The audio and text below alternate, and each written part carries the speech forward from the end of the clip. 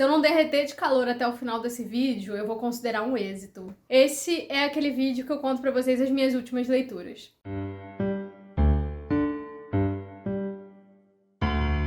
Olá, sejam muito bem-vindos ao canal, eu sou Ana Luísa Temponi, tempão que não tinha esse vídeo aqui, então essas leituras que eu vou comentar aqui hoje são referentes a dezembro e janeiro. Resumindo dezembro do ano passado foi o mês que eu tirei pra ficar o quê? Assim, fazendo uma meditação, aí eu só li mangá. Mas eu não vou comentar sobre os mangás que eu li nesse vídeo daqui, e sim em algum vídeo da próxima semana aqui no canal. Então segura aí se você quiser ver sobre os mangás, que vai ter um vídeo só pra isso. Além dos mangás em dezembro, o livro que eu li majoritariamente o tempo todo lá em dezembro foi esse daqui, que foi Shortfall, do Robert Jackson Bennett, que é a continuação de Foundry Side. Esse é o livro 2, ele tem em português aqui, mas eu li ele em inglês, e a gente tem traduzido os dois primeiros já pela editora Morro Branco. Falar de continuação é meio que pisar em ovos, mas eu não vou estar dando spoiler aqui, vou tentar ser o mais sucinta e vaga possível sobre algumas coisas da trama, mas falando sobre o que acontece. Esse livro aqui já começa com cena de ação. Ele se passa cerca de 3 anos ali depois dos eventos do primeiro livro e começa real com ação nas alturas, assim, já começa com uma cena de ação espetacular. Eu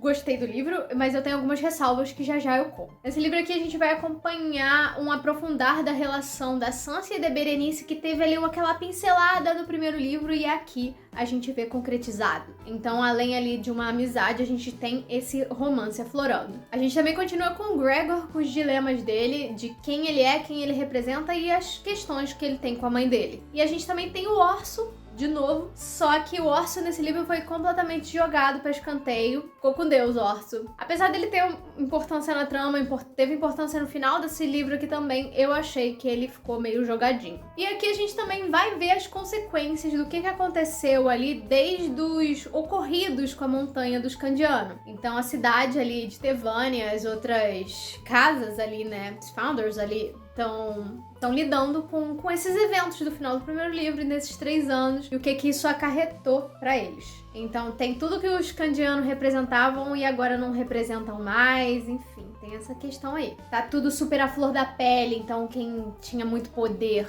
tá meio ressabiado de perder aquele poder. Quem não tinha tanto poder assim tá querendo ascender, porque, né, quando uma casa cai, as outras vão em cima feito urubus. E nesse livro também a gente vai ter um vilão mais concreto do que no primeiro. No primeiro ficava ali aquela pincelada, principalmente no finalzinho a gente teve a pincelada do que rola mesmo nessa lore, nessa história. E só que agora nesse segundo a gente vai ter esse vilão ali numa pessoa.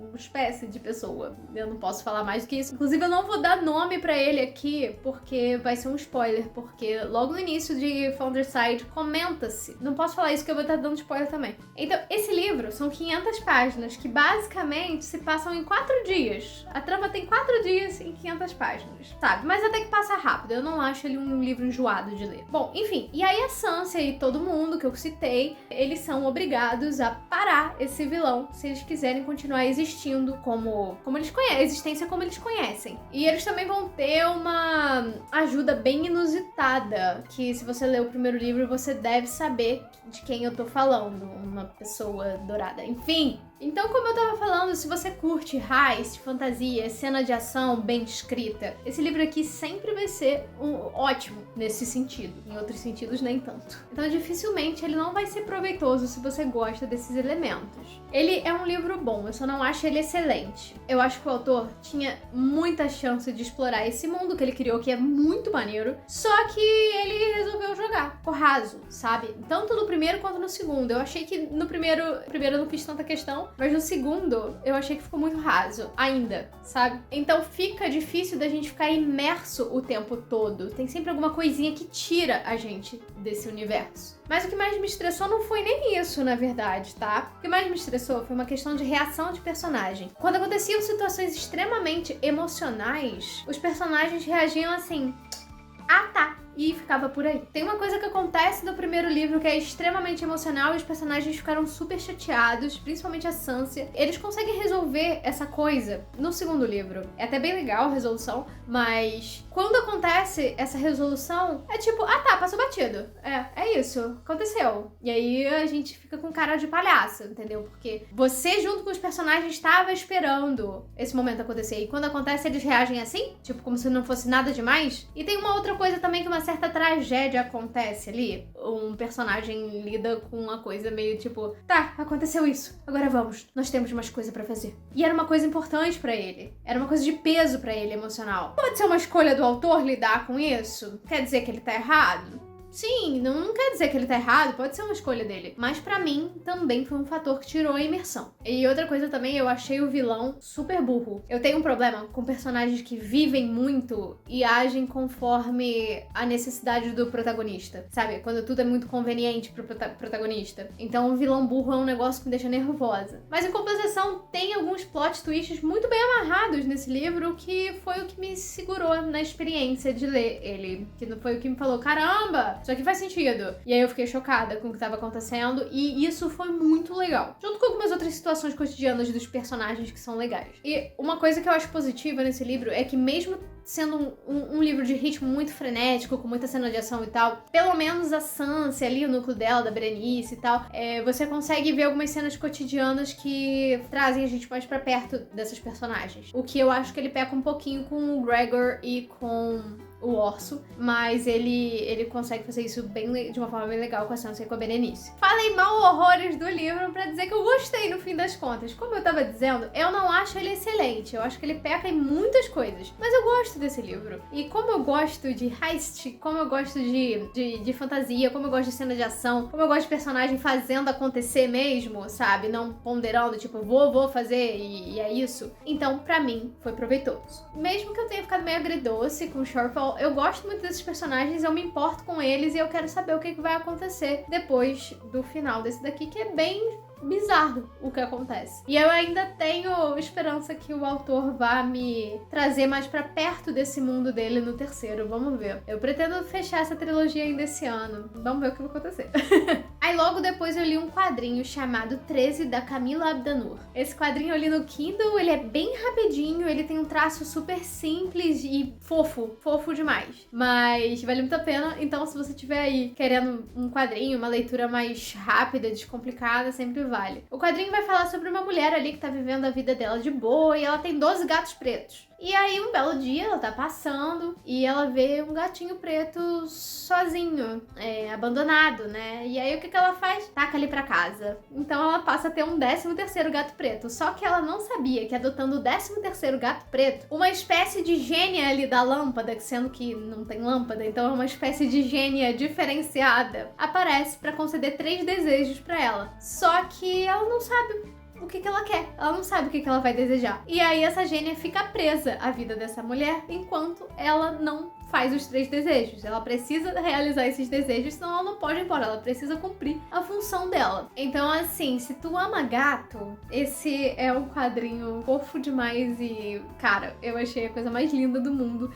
É uma história super sensível, apesar de ser um quadrinho super simples. Eu acho isso fantástico, que às vezes a gente pensa, nossa, a sensibilidade tem que estar numa coisa super rebuscada, um traço super detalhado e tal. E não, é um traço fofo que te traz toda essa sensibilidade ainda assim. Então eu acho legal quebrar essa coisa que a gente tem na mente às vezes, né? Pelo menos eu tinha muito e hoje em dia ainda bem que não tenho mais. Eu acho fantástico quando eu consigo enxergar isso. Eu falei, caramba, um traço lindo aqui. O simples também pode ser muito bonito, sabe? Não é porque é um traço mais assim, cartoon, que ele não é legal. Claro que não, ele é maravilhoso, sabe? Então ele é super curtinho, se tu ama gato, leia. Uma história super sensível, tem umas partes bem humoradas. A gênia é maravilhosa. Eu não vou entrar muito mais em questão ali de história, porque como é curto, eu posso estar spoilando, estragando a experiência, mas é fofo, leiam. E o final é bem inusitado, eu amei. Daí, mudando de A pra B, eu terminei de ler uma canção de Natal do Charles Dickens, que eu andei já comentando aqui no canal em alguns outros vídeos. Então não vou me estender tanto, até porque também é uma história bem popular, acho que todo mundo conhece, né? Do cara ali que tinha umas atitudes horríveis, aí até que... Nossa, olha o sol vindo e a luz estourando na minha cara, peraí. Melhorou, ficou mais harmônico, né? Então, daquele cara horrível, que tinha atitudes horríveis e tal, até que o fantasma do ex-sócio dele aparece e fala assim, cara, tu tem que mudar de vida, senão tu vai virar eu aqui, queimando no inferno. E aí o Scrooge não quer. Acho que ninguém quer queimar no inferno, né? Então, consequentemente, o Scrooge fica... Opa, peraí. Então esse cara anuncia que 3 fantasmas na noite de Natal vão aparecer pra ele, pra que ele possa refletir aí sobre as suas atitudes durante a vida. Então a história é basicamente essa. Era pra eu ter lido antes do Natal? Era. Eu li antes do Natal? Claro que não. Olha o sol vindo. Terminei. Foi logo no início aqui de janeiro. Então, e esses espíritos, né, representam os natais do passado, o do presente e o do futuro. Eu fiquei muito emocionada com as reflexões que esse livro me trouxe. Acho que faz a gente pensar sobre vários aspectos da nossa vida que a gente sempre tem pra melhorar. E é uma leitura que eu vou querer fazer mais vezes. Esse foi meu primeiro livro do Dickens e ele fala muito sobre o altruísmo e é uma das coisas que eu acho mais importante da gente pensar aí na nossa existência, em como a gente olha o lidar com o outro e basicamente o livro fala sobre isso. Enfim, eu já quero ler mais coisas do Dickens. Aí logo depois eu li uma novela chamada Undercover, da Tamsin Muir. Se tu me acompanha aí há mais tempo, vocês sabem que eu amo a Tamsin Muir e qualquer coisa que essa mulher escrever, eu vou querer ler. E é isso. E essa novela foi... Ela é de uma série do Prime Reading, ela tá disponível pra quem é assinante do Prime, da Amazon, de graça, né? Galera, eu tive que mudar o ângulo aqui porque... O sol resolveu dar o ar de sua graça pra variar aqui no Rio de Janeiro e fritar a gente.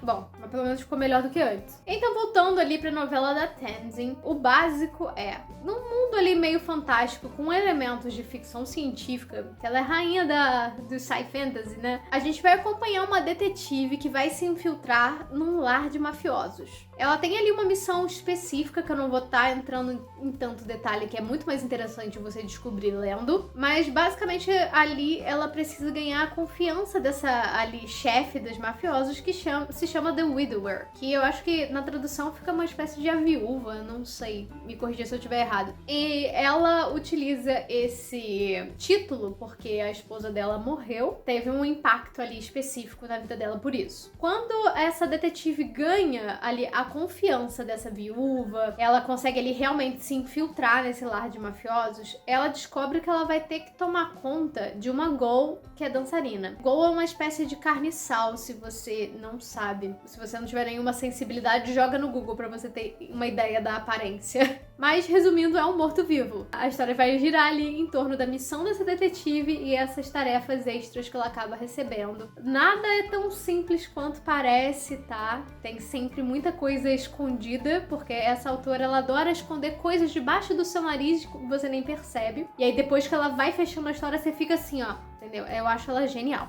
Então você fica meio que estupefato do início ao fim, principalmente quando você entende o porquê daquela detetive realmente estar ali e o porquê, o motivo da história.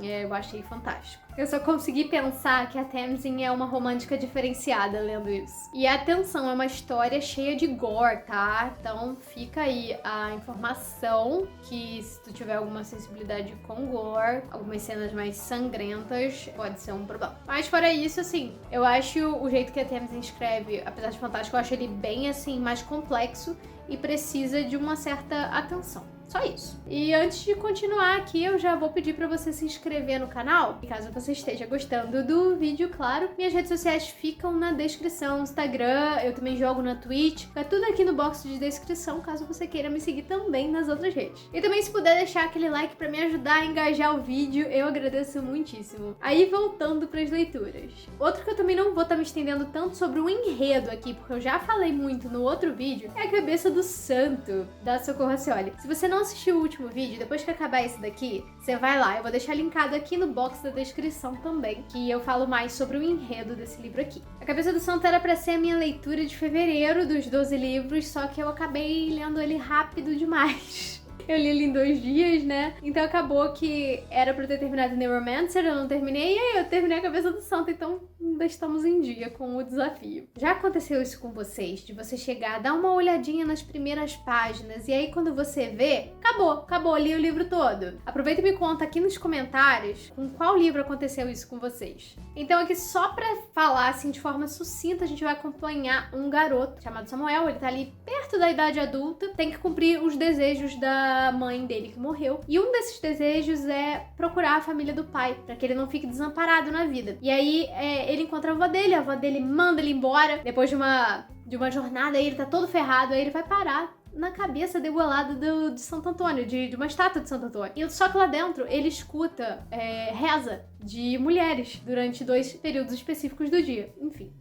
E a história vai girar em torno disso, em torno dessas rezas e da história do povo dessa cidade, que um dia foi muito próspero e hoje tá parecendo que é um mar de vários nadas na cidade. É um livro que se passa no Ceará. Esse livro foi definitivamente uma das melhores coisas que eu já li na minha vida.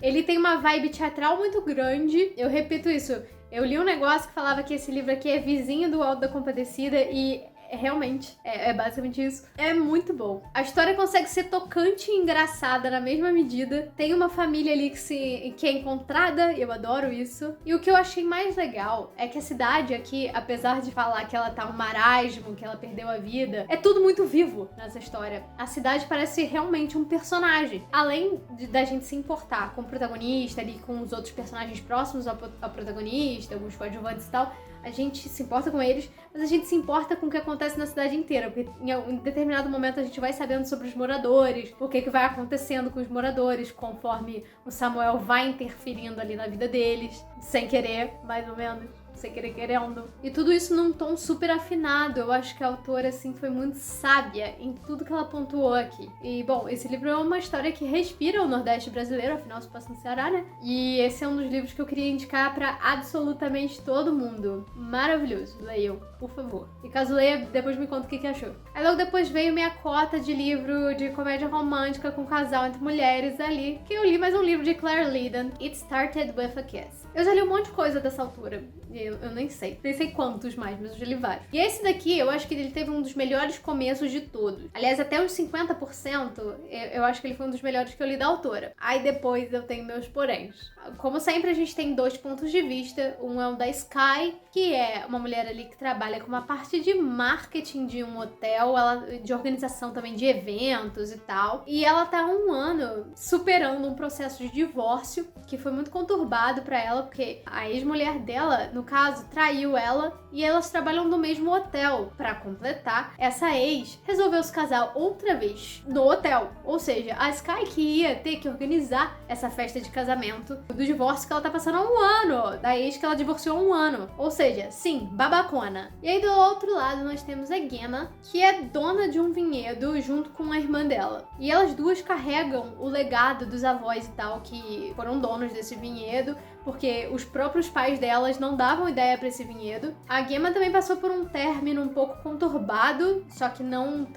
foi um casamento, mas foi um término conturbado. Tem ali cerca de uns 6 meses, pelo que eu lembro. E aí, numa noite, a Sky tá super frustrada com essa situação, que ela vai ter que organizar esse casamento, que ela não quer organizar esse casamento. Ela tá conversando com o bartender ali, que é meio que amigo dela. E aí que essas duas personagens vão se esbarrar ali no bar do hotel. Aí a Gemma acaba escutando a conversa que a Sky tá tendo com o bartender e ela acaba se intrometendo, todo mundo ali tem uma conversinha ali muito agradável, muito engraçada. E aí você vê ali, meu Deus, olha só, a Claire Lydon colocando o personagem de Hong Kong ali de uma forma, assim, espetacular. Eu acho esse início fantástico. Bom, conversa vai, conversa vem. Aí você pega o título da história e fala, teve um envolvimento intenso ali com o título do livro, um envolvimento circunstancial, mas é uma coisa simples, não é nada muito elaborado naquele momento. Mas mesmo assim é o suficiente pra mexer ali. Vou me permitir essa pequena felicidade aqui, nunca mais vou ver essa pessoa mesmo. E aí o resto da história vocês já podem imaginar, porque é uma comédia romântica, os personagens vão voltar a se reencontrar, e aí vai ter os conflitos, e aí é até, enfim. E como eu tava falando, os primeiros 50% do livro, eu amei muito. Eu falei, caramba, esse vai ser o meu preferido da autora. E eu acho que é, de fato. Mas mesmo assim, eu tenho minhas críticas do meio pro final. Mas assim, eu tava, nossa, finalmente eu tô vendo um livro super amarradinho.